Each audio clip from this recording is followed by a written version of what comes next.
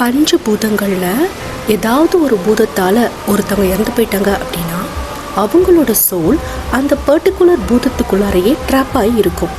எக்ஸாம்பிளாக யாராச்சும் தண்ணியில் மூழ்கி இறந்து போயிட்டாங்க அப்படின்னா அவங்களோட சோல் அந்த தண்ணிக்கு உள்ளாரையே தான் இருக்கும். அதாவது கிணத்துல மூழ்கி யாராவது இறந்து போயிட்டாங்கன்னா அவங்களோட சோல் அந்த கிணத்து தண்ணிக்குள்ளார தான் இருக்கும். இன்றைக்கி நான் சொல்ல போகிறது சப்ஸ்கிரைபர் ரியல் லைஃப் இன்சிடெண்ட் கிடையாது. ஏன்னா எனக்கு சப்ஸ்கிரைபரே கிடையாது. ஆனாலும் இது ரியல் லைஃப் இன்சிடெண்ட் தான். இந்த இன்சிடெண்ட்டை நான் ரெடிட்டில் படித்தேன். அதை இன்றைக்கி ஷேர் பண்ண போகிறேன். 1990s மகேஷ் அப்படின்றவரோட லைஃப்பில் நடந்த இன்சிடெண்ட் தான் இந்த ஸ்டோரி. அப்போ மகேஷ்க்கு ஒரு 10 வயசு இருக்குமா. அவருக்கு ஒரு அக்காவும் இருக்காங்க. மகேஷ், அவங்க அம்மா, அப்பா, சித்தி, சித்தப்பா, தாத்தா, பாட்டி எல்லோரும் ஒரு பெரிய வீட்டில் இருந்திருக்காங்க. அந்த வீட்டை சுற்றி இருக்க தோட்ட ஏரியாவும் ரொம்ப பெருசாக இருக்குமா. ரொம்ப ஹாப்பியாக போய்கிட்டு இருந்த இவங்களோட லைஃப்பில் சூப்பர் நேச்சுரல் இன்சிடென்ட்ஸ் எல்லாமே எப்போ ஆரம்பிக்குதுன்னா இவங்க பாட்டி செத்து 12 நாளுக்கு அப்புறம்தான். அந்த 12 நாளில் ஒன்றுமே நடக்கலை. அப்போ இந்த மாதிரியான இன்சிடென்ட்ஸ் நடக்கிறதுக்கான காரணம் என்ன? டீட்டெயிலை பார்க்கலாம் வாங்க. மகேஷோட பாட்டிக்கு குளத்தில் குளிக்கிறதுன்னு ரொம்ப பிடிக்கும். டெய்லி அவங்க குளத்தில் போய் தான் குளிப்பாங்க. அப்படி ஒரு நாள் அவங்க போய் குளிக்கும்போது பிபி ரைஸ் ஆயிடுச்சா இல்லை லோ சுகர் ஆயிடுச்சான்னு தெரியல, மயக்கம் வந்து அந்த குளத்துலேயும் மூழ்கி இறந்து போயிடுறாங்க. என்னடா குளிக்க போனவங்களை இன்னும் காணமே அப்படின்னு தேடி வந்து பார்க்கும்போது தான் தெரிஞ்சிருக்கு அந்த பாட்டி இறந்து போயிட்டாங்க. இதை மகேஷோட தாத்தாவால் ஏற்றுக்கவே முடியலையா. ரொம்ப அழுதாராம். பொதுவாக ஃபியூனரலுக்கு வந்தவங்கலாம் உடனே கிளம்பி போயிடுவாங்க. ரொம்ப க்ளோஸ் ரிலேட்டிவ்ஸாக இருக்கிறவங்க தான் தங்கி இருப்பாங்க. ஒரு 2-3 டேஸ் தங்கி இருந்துட்டு போவாங்க. அந்த மாதிரி இவங்க பாட்டியோட ஃபியூனரலுக்கு இவங்க தாத்தாவோட தம்பி வந்திருக்காரு. அவங்க சின்ன தாத்தாவுக்கு ஜாதகம், ஜோசியம், வாஸ்து இதெல்லாம் நல்லா தெரியுமா. அவர் பார்க்குறதுக்கு ஒரு சாமியார் மாதிரி இருப்பாராம். இவங்க தாத்தா அவங்க சின்ன தாத்தா கிட்ட ஹெல்ப் கேட்டிருக்காரு. தனம் இறந்து போனதுனால தாங்கிக்கவே முடியல, எனக்கு ஹெல்ப் பண்ணு, நான் வந்து தனம் கூட காண்டாக்ட் பண்ணணும், உனக்கு தான் எல்லாம் தெரியுமே அப்படின்னு சொல்லி கேட்கும்போது அவங்க சின்ன தாத்தா என்ன சொல்லியிருக்காருன்னா, சாதாரண ஆன்மாக்களை கூப்பிடுற மாதிரி நம்ம அன்னையை கூப்பிட முடியாதுன்னா, ஏன்னா தண்ணிக்குள்ளே மூழ்கி ஒருத்தவங்க இறந்து போயிட்டாங்க அப்படின்னா அவங்களோட சோல் வந்து தண்ணிக்குள்ளாரையே தான் இருக்கும். அதை நம்ம வெளியில் கூட்டிகிட்டு வரணும் அப்படின்னா அதுக்கு வேறு விதமான பூஜைகள்லாம் பண்ணணும். ஒரு 45 டேஸுக்கு நீ என்ன பண்ணாலும் அதில் நிறைய ப்ராப்ளம் வர மாதிரி இருக்குது. அதனால் நீ எதுவும் பண்ணாமல் இரு, 45 டேஸ்க்கு அப்புறம் நானே வந்து உனக்கு ஹெல்ப் பண்ணுறேன் அப்படின்னு அவங்க சின்ன தாத்தா சொன்னார். அவங்க தாத்தா இதுக்கு எந்த ஒரு ரியாக்ஷனுமே கொடுக்கலையா. முகத்தை அப்படியே சோகமாக வச்சுக்கிட்டு வெளியில் இருக்க சேரில் போய் அவர் உட்காந்துக்கிட்டாராம். மகேஷோட வீட்டில் என்ன ஒரு வழக்கம்னா, யாராவது ஒருத்தவங்க இறந்து போயிட்டாங்கன்னா 30 டேஸ்க்கு அவங்களுக்கு வந்து டெய்லி வந்து சாப்பாடு படைப்பாங்களாம். இலையில் வச்சு சாப்பாடு படைப்பாங்களாம். அந்த மாதிரி இந்த பாட்டிக்கு பண்ணிகிட்டே இருந்திருக்காங்க. ஒரு 12 டேஸ் வரைக்கும் எந்த ஒரு பிரச்சனையுமே இல்லை. சாதாரணமாக தான் அந்த நாளெல்லாம் போயிட்டு இருந்திருக்கு. ஒரு நாள் இவங்க தாத்தா வந்து குடிப்பாராம். ஒரு நாள் நைட்டு அந்த தாத்தா குடிச்சிட்டு கிரிமட்டோரியத்துக்கு போயிட்டார். அவங்க பாட்டியை எரித்து அந்த கிரிமட்டோரியத்துக்கு போயிட்டு அங்கேருந்து ரொம்ப அழுது அவரே புலம்பியிருக்காரு. என்னை விட்டுட்டு நீ போயிட்ட, இது நியாயம் கிடையாது, நீ எப்படி என்கிட்ட சொல்லாமல் போகலாம், நீ திருப்பி என் கூட வந்துரு அப்படின்னு அவர் அழுதுகிட்டு இருக்கும்போது தூரத்தில் ஒரு உருவம், ஒரு லேடியோட உருவம் பார்த்தா அவங்க பாட்டி தனம் மாதிரியே அப்படி ஒரு உருவம் தெரியுமா. அவங்க தாத்தா வந்து ஓடி போயிருக்காரு. அந்த உருவத்தை நோக்கி ஓடி போயிட்டு, நீ என் கூட வந்துரு, நான் உனக்காக தான் வந்தேன், உன்னை கூட்டிகிட்டு போதான் வந்தேன், வந்துருன்னு கூப்பிட்டுருக்காரு. இவர் கத்திக்கிட்டே அப்படி ஓடி போகும்போது அந்த உருவத்துக்கிட்ட போக போக அந்த உருவம் அப்படியே கொஞ்சம் கொஞ்சமாக காற்றுல கரைஞ்சி அப்படியே மறைஞ்சு போயிடுச்சு, வேனிஷ் ஆகிடுச்சு. அதுக்கப்புறமும் தாத்தா அழுகிறாராம், என் கூட வரத்துக்கு உனக்கு இஷ்டமே இல்லையா, நீ ஏன் இப்படி பண்ணுற அப்படின்ட்டு கொஞ்சம் நேரம் அழுது புலம்பிட்டு எதுவுமே நடக்கலைனாவும் அவர் வீட்டுக்கு வந்து படுத்து தூங்கிடுறாரு. யூஸ்வலாக தாத்தா வந்து அவங்க வீட்டுக்கு வெளியில் இருக்க ஒரு திண்ணையில் கட்டில் போட்டு தான் படுத்து தூங்குவாராம். அந்த மாதிரி அவர் படுத்து தூங்கிட்டார். இவங்க பாட்டி உயிரோடு இருந்தபோது இவங்க அம்மா, பாட்டி, சித்தி எல்லாருமே வந்து ஏர்லி மார்னிங்காக எழுந்திரிச்சிருவாங்களாம். ஒரு 4 o'clock போலயே எழுந்திரிச்சு மார்னிங் ரொட்டீன் என்னவோ அதெல்லாம் செய்ய ஆரம்பிச்சிருவாங்க. அந்த மாதிரி இவங்க அம்மா அன்றைக்கி மார்னிங் எழுந்திரிச்சிருக்காங்க 4 o'clock. அவங்க எந்திரிச்சு வரும்போது அவங்க பெட்ரூம்லேருந்து எந்திரிச்சு வந்தால் பாட்டியோட பெட்ரூம் இருக்கும். அந்த ரூமை க்ராஸ் பண்ணி வந்தால் தான் ஹால் வரும். அந்த பாட்டி ரூம் வந்து இப்போ ஃபுல் வீடெல்லாம் ஒயிட் வாஷ் பண்ணிவிட்டு பாட்டி ரூம்லாம் க்ளீன் பண்ணியிருக்கு. டோர் ஓப்பனில் தான் இருக்குது, விண்டோ ஓப்பனில் தான் இருக்குது. ஆனால் ரொம்ப அப்படியே சைலண்ட்டாக இருந்திருக்கு வீடே. அவங்க அம்மா எந்திரிச்சு வந்திருக்காங்க, சைலண்ட்டாக இருந்திருக்கு. ஹாலில் வந்து சுவிட்ச் போட்டாங்க. லைட் சுவிட்ச் போடும்போது அவங்க வீட்டில் வந்து டியூப்லைட் தான் இருக்குமா. அந்த டியூப்லைட் வந்து டக்குன்னு ஆன் ஆகாதான், கொஞ்சம் நேரம் வந்து ஃப்ளிக்கர் ஆகி தான் ஆன் ஆகுமா. அந்த மாதிரி ஃப்ளிக்கர் ஆகி ஆன் ஆகின டியூப் லைட் வந்து ரொம்ப டிம்மாக எரிஞ்சிருக்கு. இவங்க அம்மா நினச்சிட்டாங்கன்னா லோ வோல்டேஜாக இருக்குது போல இருக்குது, அதனால தான் டிம்மாக எரியுது அப்படின்னு நினச்சிட்டு இருந்திருக்காங்க. அவங்க ஹாலில் வந்து ஒரு கிளாக் இருக்குமா, கீ கொடுக்குற பெண்டுலம் கிளாக்கு. அதில் மணி வந்து 4 o'clockனு காட்டியிருக்கு.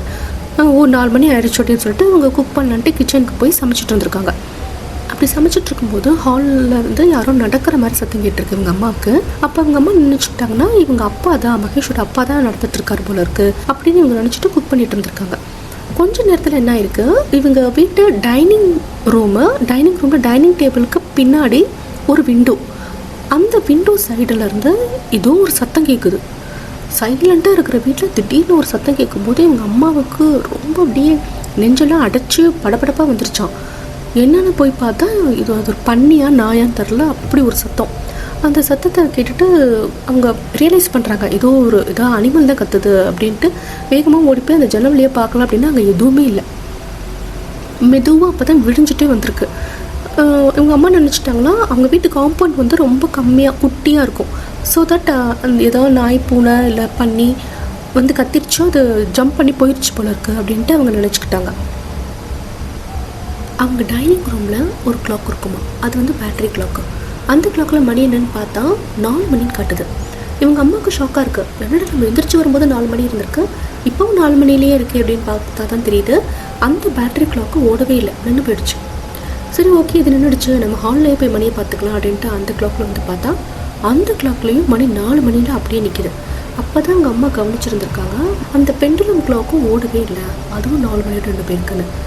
கிளாக் ஓடாமல் 2 போனது ஓகே ஃபைன், ஆனால் 2 கிளாக்கும் அப்படியே சொல்லி வச்ச மாதிரியே 4 மணியோட 2 பேருக்கு அப்படின்னு நினச்சிட்டு இருக்கும்போது இவங்க அப்பா எந்திரிச்சு வந்திருக்காரு. அப்போ அவங்க அம்மா அவங்க அப்பா கிட்ட அந்த கிளாக்கை காட்டி 2 கிளாக்கும் 4 மணியோட 2 போயிடுச்சு அப்படின்ட்டுருக்காங்க. அது ஒரு இஷ்யூவாகவே அவங்க அப்பா கன்சிடர் பண்ணலையா. சரி ஓகே, நான் வந்து அந்த கீ கொடுக்குற கிளாக்குக்கு மட்டும் டைம் சேஞ்ச் பண்ணி வைக்கிறேன் அப்படின்ட்டு. அந்த காலத்துலலாம் அவங்க அப்பாக்கிட்டேயும் சித்தப்பாக்கிட்டேயும் மட்டும்தான் வாட்ச் இருக்குமா, அந்த வாட்சை பார்த்து டைம் செட் பண்ணிட்டாரு. மணி வந்து இப்போ 5:30 இருந்திருக்கு. மகேஷும் அவங்க அக்காவும் எந்திரிச்சு ஸ்கூலுக்கு ரெடியாக ஆரம்பிச்சிட்டாங்க. அவங்க 8 o'clock வந்து டெய்லி ஸ்கூலுக்கு கிளம்பி போவாங்களாம். ஸோ ஆஸ் யூஷுவல் டே போகுது. மகேஷ் அவங்க அக்கா ஸ்கூலுக்கு கிளம்பி போயிட்டாங்க, அவங்க அப்பாவும் சித்தப்பாவும் கூட ஆஃபீஸ்க்கு போயிட்டாங்க. இப்போ அவங்க வீட்டில் மகேஷோட தாத்தா, அம்மா, சித்தி 3 பேர் மட்டும்தான் இருக்காங்க. மகேஷோட இந்த சின்ன தாத்தா வந்து நான் கருமாதிக்கு வரேன் அப்படின்னு சொல்லிட்டு அவர் ஊருக்கு போயிருந்திருக்காரு. மகேஷோட வீட்டில் என்ன ஒரு பழக்கம் அப்படின்னா, இறந்து போயிட்டாங்க ஒருத்தவங்க அப்படின்னா அவங்களுக்கு 30 daysக்கு சாப்பாடு செஞ்சு படையல் வச்சு சாமி கும்பிடுவாங்களாம். அது கூடவே ஒரு ஒரு பானைக்குள்ளர நவதானியம்லாம் போட்டு ஒரு பிளான்ட் சாம்பிளிங் மாதிரி வளர்த்துட்ருப்பாங்களாம்.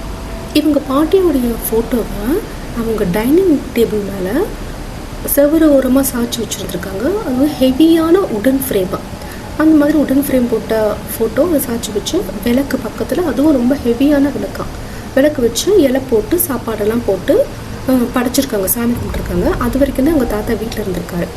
அவங்க தாத்தா வந்து டெய்லி வெளியே போக ஆரம்பிச்சிட்டாரு. சைமல்டேனியஸாக அவங்க தாத்தா என்ன பண்ணிட்டு இருந்திருக்காருன்னா, அவங்க தம்பி வந்து ஒரு 45 days கழிச்சு தான் ஹெல்ப் பண்ணுவேன்னு சொல்கிறதுனால அது வரைக்கும் எங்கள் தாத்தாவுக்கு பொறுத்துக்கவே முடியல.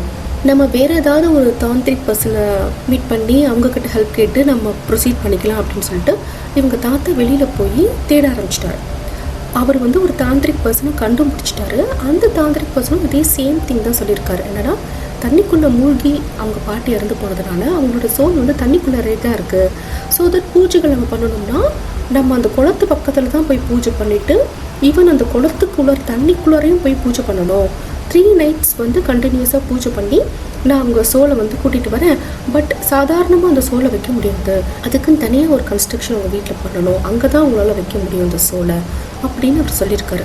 அதனால் இவங்க தாத்தா என்ன பண்ணியிருக்காரு, 2 நாளில் இவங்க வீட்டு தோட்டத்தில் ஒரு கூரை வீடு மாதிரி கட்டுறாரு. அந்த கூரை வீடு என்ன மாதிரி ஒரு ஷேப்பில் இருக்குன்னா, அவுட்டர் 2 கூரை வீடு, அவுட்டரில் ஒரு கூரை வீடு, உள்ளார இன்னொரு குட்டி கூரை வீடு இருக்கான். இந்த 2 வீட்டுக்கும் நடுவில் ஒரு அடி கேப்பு. வெளியில் இருக்க வீடு பிரமிட் ஷேப்பில் இருக்குது, இன்னொரு கூரை வீடு இருக்குது. இந்த 2 வீட்டுக்கும் நடுவில் இருக்கிற கேப்பில் இவங்க வீட்டு பக்கத்தில் ஒரு ஓடுமா. அந்த ஓடையில் ஓடுற தண்ணியை இந்த அடி கேப்புக்கு உள்ளார சேனலைஸ் பண்ணி ஓட விட்டுருக்காரு. ஸோ தட் எப்போவுமே அந்த வீட்டில் அந்த 2 கூரை வீட்டை சுற்றி தண்ணி ஓடிக்கிட்டே இருக்குமா. உள்ளார வந்து நிறையா அந்த கோலமெல்லாம் போட்டு விளக்கு வச்சு ஒரு பெரிய ஸ்க்ரீனு, அந்த ஸ்க்ரீன் எதுலன்னா இவங்க பாட்டியோடைய சாரியை வச்சு ஸ்க்ரீன் மாதிரி போட்டிருக்காரு. இவங்க பாட்டியோடைய ஃபோட்டோ, அவங்களுக்கு பிடிச்ச திங்ஸு இதெல்லாம் கொண்டு போய் இந்த கூரைக்குள்ளே செட்டப் பண்ணி வச்சுருக்காரு. இப்படியெல்லாம் பண்ணணும் இந்த தாந்திரிக் பர்சன் சொன்னதுனால எங்கள் தாத்தா சைமல்டேனியஸாக இந்த ஒர்க்லாம் பண்ணிகிட்டே இருந்திருக்காரு. இப்போ இவங்க வீட்டில் என்ன நடக்குது இந்த நேரத்தில் அப்படின்னா, இந்த தாத்தா தாந்திரிக் பர்சனை பார்க்க போனதுக்கப்புறம் இந்த பாட்டிக்கு சாப்பாடு படைச்சி வச்சுருக்காங்க. இப்போ வீட்டில் எங்கள் சித்தியும் அம்மாவும் மட்டும்தான் இருக்காங்க. சித்தியும் அவங்க அம்மாவும் ஹாலில் உட்காந்து கதை பேசிகிட்டு இருந்திருக்காங்க. அப்போ இவங்க டைனிங் ரூமில் ஏதோ ஹெவியாக கீழே விழுந்து உடையிற மாதிரி சத்தம், கண்ணாடியில் தெரிக்கிற மாதிரி சத்தம் கேட்டிருக்கு. என்னடா வேகமாக வந்து இவங்க அம்மா ஓடி போய் பார்த்துருக்காங்க. அப்போது அவங்க பாட்டியோடைய ஃபோட்டோ கீழே விழுந்து உடஞ்சிருக்கு. ஹெவியான ஃபோட்டோ ஃப்ரேம் எப்படி கீழே விழுந்ததுன்னே தெரியல. அதே மாதிரி அந்த விளக்கும் அந்த பானை மேலே விழுந்து அந்த பானையும் உடைஞ்சு விளக்கும் சாஞ்சிருக்கு. அப்போ அந்த இலையில் இருக்கிற சாப்பாடை ஒரு குட்டி பூனை மாதிரி ஒரு உருவம் வந்து கருப்பாக குட்டி பூனை மாதிரி ஒரு உருவம் சாப்பிட்டுட்டு இருந்துட்டு இவங்க வரவும் அது டேபிள் மேலேருந்து ஜம்ப் பண்ணி கீழே வந்து அவங்க வீட்டு ஸ்டோர் ரூம்குள்ளே ஓடி போயிருந்திருக்கு. அவங்க சித்தி வந்து அந்த பூனையை விரட்டலான்னு சொல்லி அந்த பூனை பின்னாடி போயிருந்திருக்காங்க. இவங்க அம்மா வந்து அதெல்லாம் க்ளீன் பண்ணி வைக்கலாம் அப்படின்ட்டு அந்த டேபிள் பக்கம் போயிருந்திருக்காங்க. போன சித்தி மகேஷோட அம்மா கூப்பிட்டுருக்காங்க. அக்கா இங்கே வந்து பாருங்கள் அப்படின்னவும் அவங்க போய் பார்த்தா அந்த ஸ்டோர் ரூம்குள்ளார எல்லாம் ப்ராப்பராக அடுக்கியிருக்கு. எந்த ஒரு விண்டோவுமே கிடையாது. ஆனால் அந்த பூனை அங்கே இல்லை. பூனையை காணோம். ரெண்டு பேரும் தேடி பார்த்துருக்காங்க, பூனையை காணோம் அப்படின்ட்டு சரி லாக் பண்ணிட்டு வந்துடலான்ட்டு அந்த டோரை லாக் பண்ணிட்டு வந்துட்டாங்களாம். அப்படி வரும்போது அவங்க சித்தி இவங்க அம்மா கிட்ட சொல்லியிருந்திருக்காங்க, எனக்கு அது பூனை மாதிரி தெரிஞ்சிச்சு, ஆனால் அது பூனை இல்லாத மாதிரியும் இருக்குது, எனக்கு புரியலையேக்கா அப்படின்னும் போது இவங்க அம்மாவும் அதே தான் சொல்லியிருக்காங்க. எனக்கும் அப்படி தான் தோணுச்சு. நம்ம வந்து இந்த ரூம்குள்ளே பார்க்கும்போது ஏதோ பூனை சாப்பிட்டுக்கிட்டு இருந்த மாதிரி தான் இருந்துச்சு. ஆனால் அது குதிச்சு ஓடும்போது புகை மாதிரி அப்படியே மறைஞ்சு போயிடுச்சு. நீ ப்ரெக்னெண்ட்டாக இருக்கிறதுனால உங்ககிட்ட சொன்னால் நீ பயந்துக்குவியோ அப்படின்னு தான் நான் உங்ககிட்ட சொல்லலை அப்படின்னு இவங்க அம்மா சொன்னாங்களாம். ஃபுல்லாக அதெல்லாம் க்ளீன் பண்ணி வச்சுட்டு இவங்க அம்மாவும் சித்தியும் உட்காந்து பேசிகிட்டு இருக்காங்க. எதை பற்றி பேசிகிட்டு இருக்காங்கன்னா, மார்னிங் இந்த 4 மணியோட 2 கிளாக்கும் நின்று போயிடுச்சு அப்படின்னு சொல்லி இவங்க அம்மா அவங்க சித்திக்கிட்ட அன்றைக்கி மார்னிங் நடந்த இன்சிடெண்ட்லாம் பற்றி 2 பேர் கதை பேசிகிட்டு இருக்காங்க. கொஞ்ச நேரம் கழித்து அவங்க சித்தி போயிட்டு வீடெல்லாம் பெருக்கலான்னு சொல்லிட்டு ஒவ்வொரு ரூமாக பெருக்கிட்டு வரும்போது மகேஷ் அவங்க அம்மா அப்பா அவங்க அக்காலாம் ஒரு ரூமில் தான் படுத்துக்குவாங்களாம். அந்த ரூமை வந்து இவங்க சித்தி போய் பெருக்கும்போது மகேஷ் அவங்க அக்காவும் ஒரு டேபிளில் உட்காந்து படிப்பாங்க. அந்த டேபிள் மேலே ஒரு குட்டி அலார்ம் கிளாக் இருக்குமா. யூஸ்வலாக அவங்க அலார்ம் கிளாக்லாம் யூஸ் பண்ண மாட்டாங்க, எக்ஸாமுக்கு மட்டும்தான் யூஸ் பண்ணுவாங்களாம். எக்ஸாம் நாளில் காலையில் சீக்கிரம் எந்திரிக்கணும் அப்படின்னா மட்டும்தான் யூஸ் பண்ணுவாங்களாம். அந்த கிளாக்கும் 4 மணியோட நின்று போயிருந்துருக்கு. இதை பார்த்துட்டு அவங்க சித்திக்கு ரொம்ப என்னடா இது ஒரு கோஇன்சிடென்ஸ் மாதிரி தெரியலையே அப்படின்ட்டு மகேஷோட அம்மா கிட்ட வந்து காட்டியிருக்காங்க கிளாக்கை. இங்கே பாருங்கக்கா, இந்த கிளாக் கூட 4 மணியோட நின்று போயிருக்கு அப்படின்னு. இப்போ அவங்க அம்மா சொன்னாங்களா, சரி இன்றைக்கி வீட்டுக்கு வரட்டும், மகேஷ் அப்பா சித்தப்பாலாம் வீட்டுக்கு வரட்டும், நம்ம அவங்கக்கிட்ட அதை பற்றி பேசுவோம் அப்படின்னும் போது அன்றைக்கி ஈவினிங் சொல்லி வச்ச மாதிரி அவங்க வீட்டில் இருந்த எல்லா டியூப் லைட்டும் ஒன்று ஃபியூஸாக போயிடுச்சு, இல்லை ரொம்ப டிம்மாக லோ வோல்டேஜில் எரியிற மாதிரி எரிஞ்சிருக்கு. இவங்க அம்மாவுக்கும் சித்திக்கும் இந்த விஷயங்கள் எதுவுமே சரியாக படலை. இதை வந்து மகேஷோட அப்பாக்கிட்டையோ சித்தப்பாக்கிட்டையோ அவங்க சொன்னாங்கன்னா அவங்க அதை ஒரு பெரிய விஷயமாகவே எடுத்துக்க மாட்டேன்றாங்க. நாளைக்கு இந்த டியூப்லைட்லாம் மாற்றிடலாம், இதெல்லாம் ஒரு விஷயம் இல்லை அப்படின்னு அவங்க அதை கடந்து போயிடுறாங்க. அன்னைக்கு ராத்திரி தூங்கிட்டு இருக்கும்போது மகேஷோட சித்தி அவங்க சித்தப்பா கிட்ட என்ன சொல்லியிருக்காங்க, உங்கள் அம்மாவோட ரூம்ல இருந்து ஏதோ சத்தம் எல்லாம் கேட்குது, எனக்கு பயமாக இருக்குது, டே ஃபுல்லாக நடந்த விஷயங்கள்லாம் கூட எனக்கு நினச்சி அது மைண்டுக்குள்ளே ஓடிட்டே இருக்குது, அதனால் நீங்கள் போய் என்னன்னு பாருங்கள் அப்படின்னு. இவங்க சித்தப்பா சொல்லியிருந்திருக்காரு, வெளியில் யாராச்சும் நடந்துகிட்ருப்பாங்க, அதெல்லாம் ஒரு வேலையா அப்படின்னு இருக்காரு. எனக்காக போய் பாருங்கன்னு அவர் போய் பார்த்தாராம். அவங்க அம்மா ரூம் அந்த பாட்டி ரூம் போய் பார்த்துருக்காரு. எதுவுமே இந்த சத்தம் கேட்கல, ஒன்றுமே வரல. அதனால் அந்த ரூமோட விண்டோவை க்ளோஸ் பண்ணிவிட்டு டோரையும் வெளியில் லாக் பண்ணிவிட்டு அவங்க சித்தப்பா வந்து ரூம்குள்ளே வந்துட்டு சொல்லியிருக்காரு, நான் அந்த ரூமையே லாக் பண்ணிட்டு இனி பிரச்சனை இல்லை அப்படின்னு. ஓகேன்னு எல்லாரும் நீங்கள் எடுத்து தூங்கிட்டாங்க. மறுநாள் மார்னிங் ஆஸ் யூஷுவல் டே ஆரம்பிக்கும் போது இவங்க சித்தி ஃபஸ்ட்டு எந்திரிச்சு வந்திருக்காங்க. அவங்க பாட்டி ரூமை கிராஸ் பண்ணி தான் ஹாலுக்கு வரணும். அப்படி வரும்போது பூட்டி இருக்க அந்த ரூம்குள்ளே ஏதோ சத்தம் கேட்டிருக்கு. இவங்க சித்தி அந்த ரூமுக்கு முன்னாடி நின்று என்னடா சத்தம் கேட்குது அப்படின்னு அப்படியே உன்னிப்பாக கூர்ந்து கவனிச்சிருக்காங்க. அப்போ பூட்டியிருந்த ரூம் டோருக்கு பின்னாடி இருந்து வேகமாக யாரோ கதவை தட்டி சுமதி சுமதி அப்படின்னு கூப்பிட்ருக்காங்க. இந்த வாய்ஸ் வந்து அவங்க பாட்டியோட வாய்ஸ் கிடையாதான், வேறு ஏதோ ஒரு மிட் ஏஜில் இருக்க ஒரு லேடியோட வாய்ஸு. இப்படி பூட்டி இருக்க ரூமில் இருந்து கதவை தட்டவும் அதுவும் உங்கள் சித்தி பேரையும் சொல்லி கூப்பிடவும் இவங்க சித்திக்கு ரொம்ப பயமாகி போயிடுச்சு. அப்போவே இவங்க கத்திக்கிட்டு மயக்கம் போட்டு கீழே விழுந்துட்டாங்க. இவங்க சித்தி கத்துற சத்தத்தை கேட்டு தான் இவங்க அப்பா அம்மா சித்தப்பா எல்லாரும் எந்திரிச்சு ஓடி வந்து பார்த்துருக்காங்க. அவங்க சித்தி வந்து கான்ஷியஸே இல்லை, கீழே கிடக்குறாங்க. அவங்க ப்ரெக்னெண்ட்டாக வேறு இருக்கிறாங்க. இந்நேரத்தில் இப்படி ஆயிடுச்சுன்னு சொல்லிட்டு அவங்க வீட்டு கார் எடுத்துக்கிட்டு சித்தி சித்தப்பா துணைக்கு அவங்க அப்பா 3 பேரும் தான் ஹாஸ்பிட்டல் போயிட்டாங்க, ஜிஹெச் போயிட்டாங்களாம் அவங்க சித்தியை கூட்டிக்கிட்டு. இவங்க அம்மா மட்டும் மகேஷ்க்கும் அவங்க அக்காவுக்கும் துணையாக இருக்கும்னு வீட்டில் இருந்திருக்காங்க. மகேஷையும் அவங்க அக்காவையும் ஸ்கூலுக்கு கிளப்பி விட்டுட்டு அவங்க பாட்டிக்கு சாப்பாடெல்லாம் படையல் வச்சுட்டு இவங்க அம்மா வந்து ஹாஸ்பிட்டலுக்கு கிளம்பி போகிறாங்க. போகிறதுக்கு முன்னாடி வந்து அவங்க தாத்தாவை பார்த்தா தாத்தா காணோம். அவர் வந்து இந்த மாதிரி கூறு கட்டுறது, தாந்திரிக் பர்சனை பார்க்குறது, இந்த மாதிரி அப்படியே தான் சுற்றிட்டு இருக்காரு. அதனால கீயை வந்து இவங்க பக்கத்து வீட்டில் கொடுத்துட்டு இவங்க ஹாஸ்பிட்டலுக்கு போயிட்டாங்க. ஒருவேளை அந்த தாத்தா வந்தால் கீ வாங்கிட்டோம் அப்படின்னு. ஹாஸ்பிட்டலுக்கு போனதுக்கப்புறம் அவங்க அப்பா மகேஷோட அப்பா ஹாஸ்பிட்டல்லேருந்து வீட்டுக்கு வந்திருக்காரு. வீட்டுக்கு வந்துட்டு கீ வேணுன்றதுனால பக்கத்து வீட்டுக்காரங்க கிட்ட போயிட்டு பேசியிருந்துட்டு கீ வாங்கிட்டு வந்து இவங்க வீட்டு டோரை ஓப்பன் பண்ணி உள்ளே போயிருக்காரு. போனால் அந்த டைனிங் டேபிள் மேலே இருந்த அந்த சாப்பாடை ஏதோ ஒரு உருவம் நின்று சாப்பிட்டு இருந்திருக்கு. லேடியோட உருவம். எப்படி இந்த பூட்டின வீட்டுக்குள்ளே எப்படி இந்த லேடி வர முடியும், யார் நீ அப்படின்னு சொல்லி கேட்கவும் அந்த லேடி அப்படியே திரும்பி அவங்க அப்பாவை கண்ணுக்கு கண்ணாக பார்த்துட்டு அப்படியே நடந்து போகிற மாதிரி, அவங்க பாட்டி ரூம்குள்ளே நடந்து போகிற மாதிரி வேனிஷ் ஆகிடுச்சு. இதை பார்த்தோன்னே அவங்க அப்பாவுக்கு படபடப்பாக வந்து வேர்த்து போய் பக்கத்து வீட்டுக்கு ஓடி வந்துட்டாராம். ஓடி வந்துட்டு நடந்ததெல்லாம் சொல்லியிருக்காரு. இப்படியெல்லாம் நடக்குதுன்னு சொல்லும்போது அவங்க என்ன சொல்லியிருக்காங்களா, ஒருவேளை அது உங்கள் அம்மாவாக இருக்குமோ, உங்கள் அம்மாவை தான் நீ பார்த்துருப்பியோ அப்படின்னு.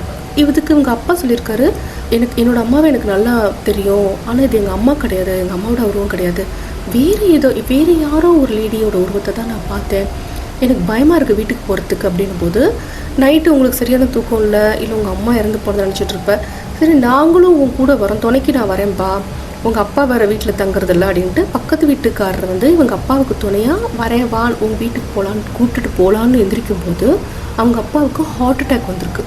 நெஞ்சு வலிக்குது அப்படின்னு அவர் சொல்லுவோம். பக்கத்து வீட்டுக்காரங்க வந்து ஒரு ஆட்டோ பிடிச்சி திருப்பி ஜிஹெச்க்கு கூட்டிகிட்டு வந்துட்டாங்களாம். கூட்டிகிட்டு வந்து செக் பண்ணி பார்த்தா அன்ஃபார்ச்சுனேட்லி மகேஷோட அப்பா இறந்து போயிட்டார். அட் த சேம் டைம் மகேஷோட சித்தி அவங்களுக்கும் மிஸ்கரேஜ் ஆயிடுச்சு. மகேஷோட அப்பா இறந்ததுக்கப்புறம் அவங்க அம்மா மகேஷையும் அவங்களோட அக்காவையும் கூட்டிக்கிட்டு அவங்களோட அம்மா வீட்டுக்கு போயிட்டாங்களாம். இந்த தாத்தா வீட்டுக்கு வரவே மாட்டேன் அப்படின்னு சொல்லியிருக்காங்க. மகேஷோட தாத்தா அவங்க சின்ன தாத்தா இவங்க 2 பேரும் வந்து இவங்க அம்மா வீட்டில் வந்து இவங்க அம்மாச்சி வீட்டில் வந்து பேசியிருந்திருக்காங்க. அப்போ வந்து இந்த தாத்தா சின்ன தாத்தா வந்து அவங்க தாத்தா கிட்ட கேட்டிருந்திருக்காரு, நீ என்ன பண்ண, யாரை கூட்டிகிட்டு வந்து அந்த வீட்டில் விட்டுருக்க அப்படின்னு. அதுக்கு அவங்க தாத்தா சொன்னாரா, நான் ஒரு தாந்திரிக் பர்சனை பார்த்து தனத்தோட ஆவியை கூட்டிகிட்டு வந்தது என்னமோ உண்மைதான், ஆனால் அதை நான் வீட்டுக்குள்ளே கூட்டிகிட்டு வரல, நான் தனியாக தோட்டத்தில் ஒரு கூரை வீடு கட்டி தான் வச்சுருக்கேன், இந்த வீட்டுக்குள்ளே யாரும் இருக்க முடியாது, இவங்க தப்பாக சொல்கிறாங்க அப்படின்னு.